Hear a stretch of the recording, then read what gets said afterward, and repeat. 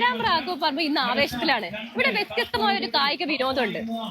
കനത്ത മഴയിലും ആവേശത്തിനൊട്ടും ചോർച്ചയില്ലാതെയാണ് ഇവിടുത്തെ മുതിർന്നവർ മുതൽ കുട്ടികൾ വരെ ഈ കളിയെ പ്രോത്സാഹിപ്പിക്കുന്നത്.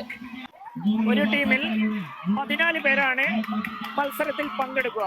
പക്ഷേ 12 പേർ എയ്യാനും 2 ആള് റിസർവിൽ ഇരിക്കുകയാണ് ചെയ്യുക. പിന്നെ ചെപ്പിന്റെ മൂട്ടിൽ നിൽക്കാൻ 2 പേരും, ഒരാൾ അമ്പ് കൊണ്ടൊക്കെടുക്കാനും ഒരാൾ ടീം മാനേജറുമായിരിക്കും.